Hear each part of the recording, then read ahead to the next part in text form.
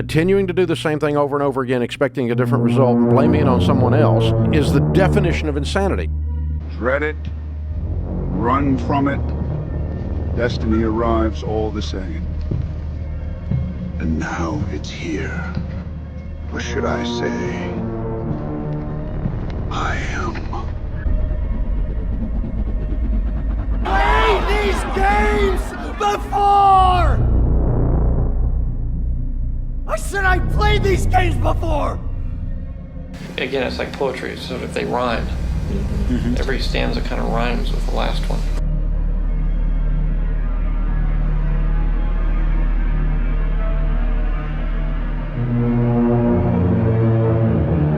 Like my best friend once said, Fantastic Four movies are just like communism. They're good in theory, but haven't been properly implemented yet. Just calm down. The commie bastard gets no food.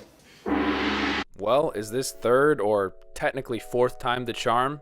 Before I get into it, I have to address two things. One, whoever thought it was a good idea to gender swap the Silver Surfer, one of the most powerful and iconic Marvel characters, needs to be fired immediately. And don't give me that, actually, Shalabal, the female Silver Surfer, is in the comics, you fake nerd. She is literally in 10 pages of Marvel Comics total in the entire company's history. Miss me with that shit, okay? Norrin Radd, the real Silver Surfer, has appeared and starred in hundreds of comics, multiple cartoons, video games, the Rise of the Silver Surfer movie from 2007, and perhaps most importantly, the original Coming of Galactus storyline. You know, the 1966 3-issue story arc that this film was fully based on. That guy's a gangster? I'm a gangster. I'm an OG original gangster, not him. He has been one of my favorite characters since I was a kid, and it's bullshit to gender swap him for diversity points. For those who say gender and furthermore race swapping are not important, I'd love to see their reactions to a White Blade or Black Panther or a they-them Wonder Woman. I nor anybody else wants that because it butchers the original characters. If they had made the Silver Surfer female for a reason, like maybe starting a romance with Johnny Storm, then okay, maybe I could grit my teeth and get through it. But no, she has the same origins and everything as Norrin Radd. It's a bold strategy, Cotton. Let's see if it pays off for him. What's the second thing I had to address? I am so sick of Pedro Pascal. Everywhere I go, I see his face. I mean, he's in Star Wars, The Last of Us, Gladiator, Narcos, Kingsman, the DCU, and now the MCU too? I mean, did he master the Kama Sutra on every casting couch in Hollywood or something? Does he lay down pipe like Major Pete, or does he operate a UPS receiving center to the point where it's like throwing a hot dog down the Death Star's thermal exhaust ports? Ooh, Jesus Christ. He either knows where the bodies are buried or has done things that would make Harvey Weinstein blush. Well, I think he is a pretty solid actor. I really didn't think that he was the right choice for Reed Richards, the smartest person in Marvel Comics. I mean, it pains me to touch on him this long, but it clearly doesn't pain him one bit to touch all up on his female co-star Vanessa Kirby, who plays the Invisible Woman. I mean, these two can't stop touching one another, which is weird because she's engaged and pregnant with another dude's baby.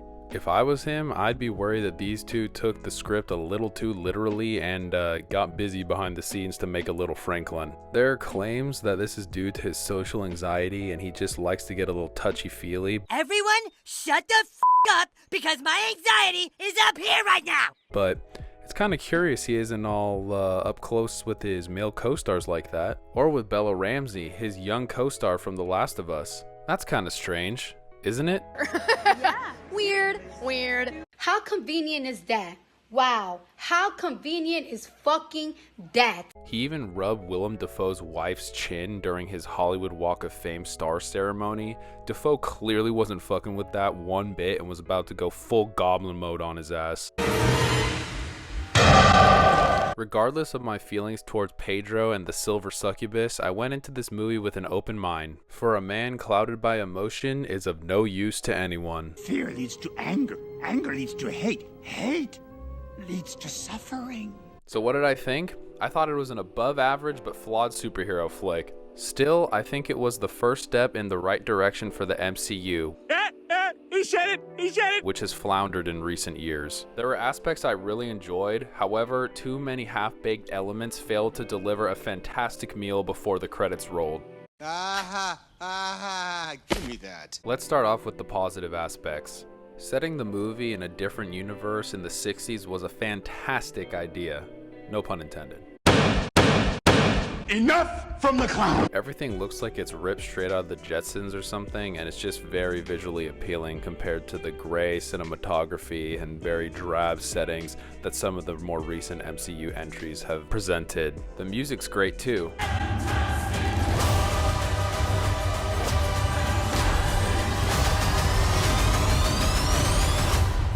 Michael Giacchino, who's directed the scores for The Batman, Incredibles, and Ratatouille, absolutely delivers another banger here. Can he just write the soundtracks for everything going forward? I'd be cool with that. 50 times? More. 100 times? More.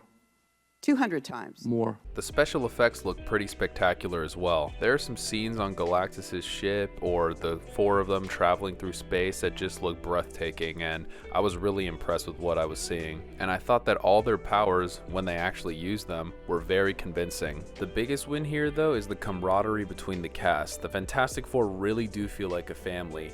The acting amongst all four of them ranges from solid to really good, even Pedro. They're at their best when they're bouncing off one another. But none of them came close to Herbie, who had the best line in the entire movie.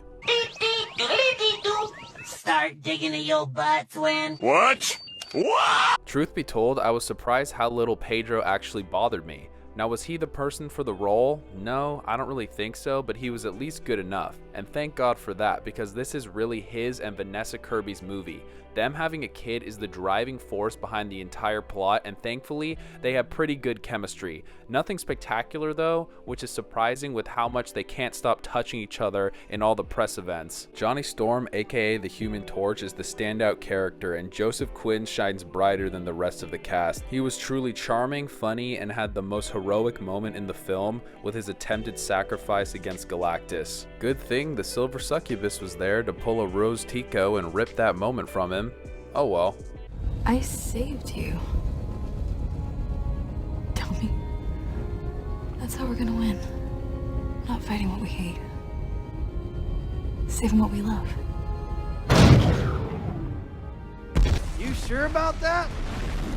You sure about that? Granted, the Silver Surfer did help in the end, and a true Rose Tico moment would have meant that Galactus ate the whole city, but still it robbed Johnny of his moment. It's my turn! You told me it was my turn! And the thing was pretty good too. When I heard that Eben Moss-Baccarat from The Bear was going to be playing the Thing, I'm like, yeah, that's pretty perfect. I can see that. Any of you incel, QAnon, 4chan, Snyder Cut motherfuckers want to get on a line now? He was best in scenes with Johnny, and they really feel like brothers that like to talk shit to each other. I just wish he had more to do. His subplot with the girl really went nowhere, only hinting at the comic storyline that he feels like a freak and finds it hard to relate to people. There's an intriguing moment between him and Reed where you can tell Reed feels guilty about inadvertently turning Ben into a rock monster, and Ben says, listen, it wasn't your fault, basically, and that's all we get of that. And it's gone. This is something very interesting that could have been delved into more and fleshed out their relationship, but we just don't get enough of it. And that's the biggest issue throughout the film. The runtime is too short and things are rushed. As a result, most components of the narrative and characterization feel incomplete. I read somewhere that they cut out a ton from the original cut, and it really feels like it. Where is it?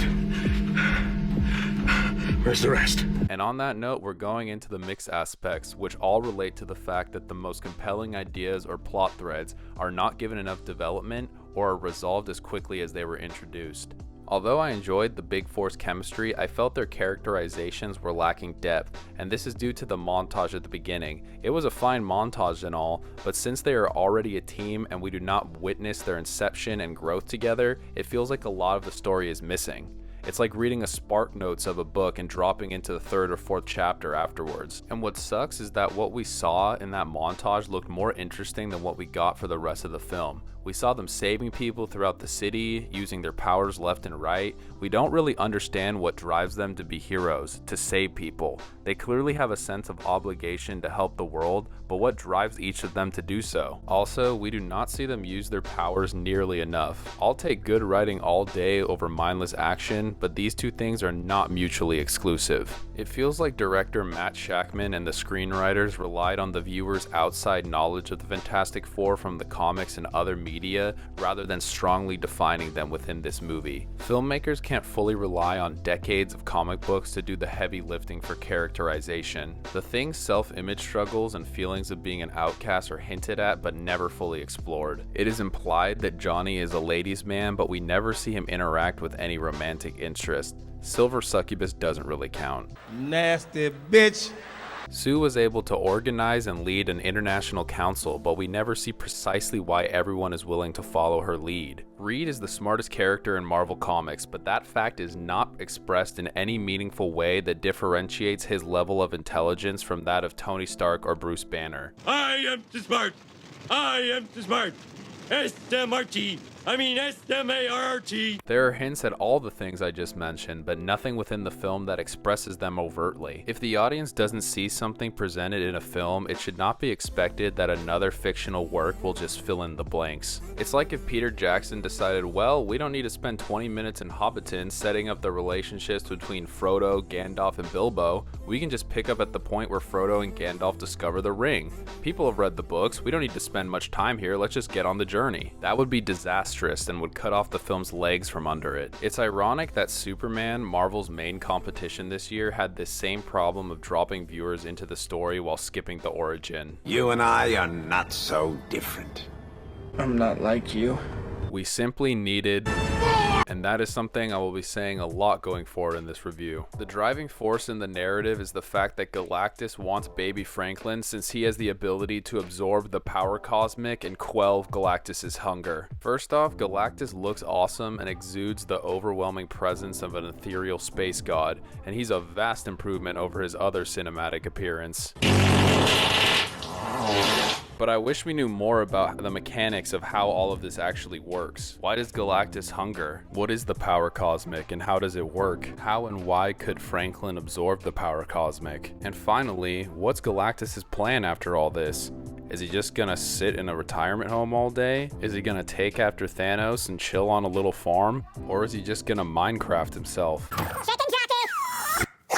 And he only has like, what, 6 or 7 lines in the whole movie? I mean, come on, man. Ralph Ineson does far too good of a job to underutilize him this much. It really left me wanting... Once the team is back on Earth, the media ask how they defeated Galactus, to which Reed answers, we didn't.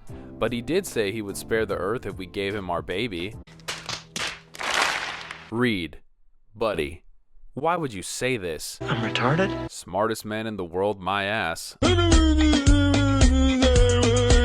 Even though this setup is dumb, the tension between the Fantastic Four and the world's populace is palpable and highly raises the dramatic stakes. I expected this divide to affect the rest of the story, but it's unfortunately wrapped up rather quickly. Sue confronts an angry mob outside of the Baxter building and is basically like, look, we'll figure it out, Ike twin, and everyone is like, okay, and leaves, and that's it.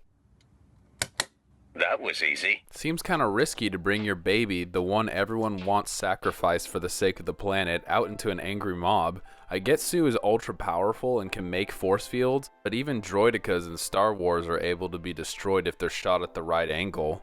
Well, I'm glad at least nothing bad happened to little Franklin. Also, there were only a few hundred people at the protests. What about everyone around the world? We see news stories saying the world is in chaos for about 30 seconds and then the entire plot thread is dropped. Let's move on as a country and ignore that. I swear my girlfriend literally turned to me and said, wow, that's really convenient that all 400 people standing in front of her just happened to sway the thoughts of everyone on Earth. The complexity of this dilemma could have raised the film to a whole new level if we were given Another plot thread that desperately required further development is the rift between Reed and Sue as to how to handle the impending destruction of Earth. Reed tells Sue that he is at a loss on how to save both the planet and Franklin. Sue realizes that if Reed went through every option, then he must have at least contemplated sacrificing their son to save the world. She yells at him, horrified that he would even consider that option. She says that him being analytical about everything and considering all possibilities, no matter what moral lines they would have to cross, has damaged their relationship. She says something along the lines of, "The way you are hurts me."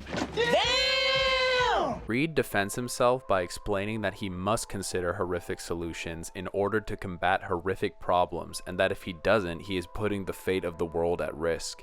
Even though she is adamant that Franklin's life is not put on the line, ultimately Sue realizes that Reed was right and agrees to use Franklin as bait to lure Galactus to the portal in the third act. However, they never address the previous argument nor come to any resolution on the matter. There is a lot to unpack here. I really like how Reed presents it like he is tormented by his thoughts and burdened by their weight. He clearly does not want to consider sacrificing their son, the planet, nor any human life, but must put logic above emotion no matter how awful in order to save the most amount of people. I also like how Sue concedes that Reed was right and agrees using Franklin to lure Galactus is their best option.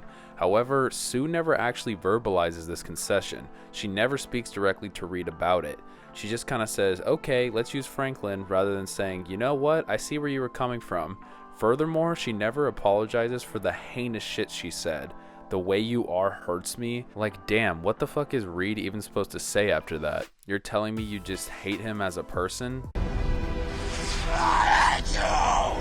And for what? Being logical? I'm not suggesting you sacrifice your kid. I would never do that. But lashing out at your husband for thinking in a way you don't like makes you come off like an hysterical asshole. There are the makings of something very interesting here, but it is severely underdeveloped, to the point where it paints Sue in a very bad light. It could have been great, but we needed...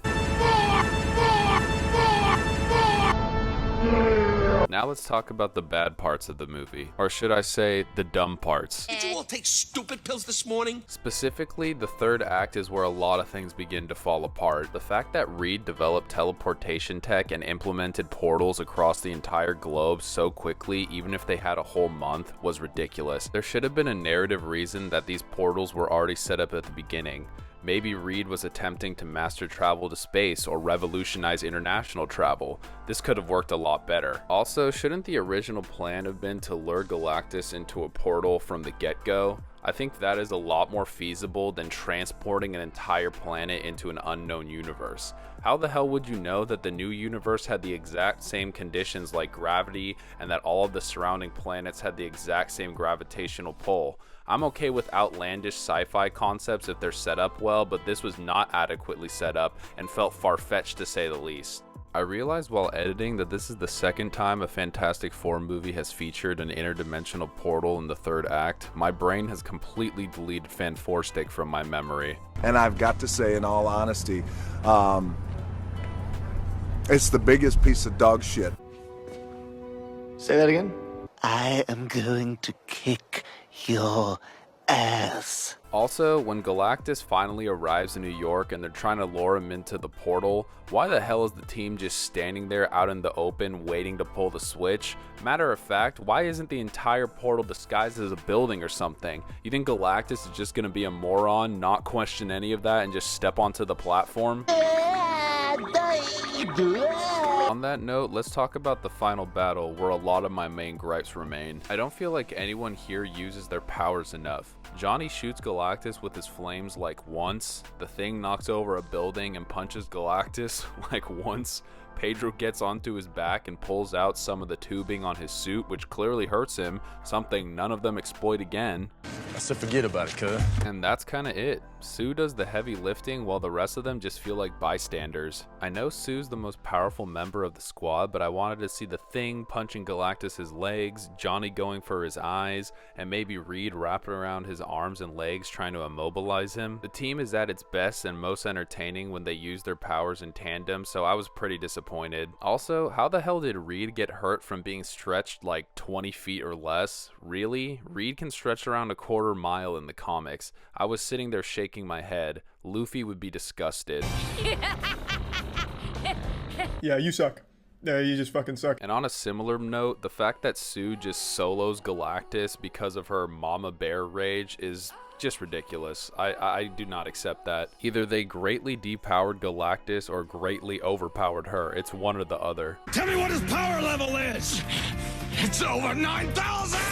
What? 9,000? You've gotta be kidding me! Trust me, I'm well aware Sue is one of the most powerful heroes in Marvel Comics, but there's levels to this. Galactus is an ethereal entity from the cosmos who eats planets. Even Sue at her peak power level would not stand a chance, and I'm not dissing her, this is just a fact. Even all four of them combined would struggle to challenge him, which makes it even more ludicrous that Sue damn near defeats him on her own. But let's wrap this up. Overall, I enjoyed the film. Is it messy? Yes. Are there parts I really don't like? Yes. I would probably give the film a 6 out of 10 simply because there are just as many highs as there are lows. But I do feel like this is a first step in the right direction. I really liked the characters and wanted them to prevail, which is more than I can say for the majority of the MCU projects over the last 5 years or so. They'll never know what you sacrificed for them.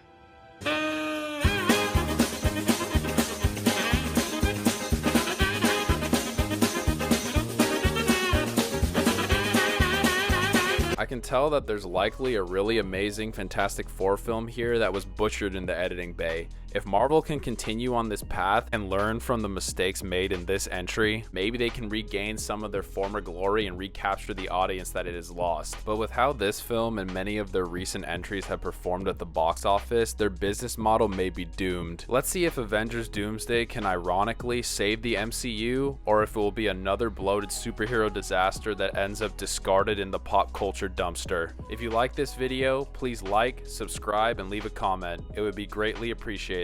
So long, fellow nerds.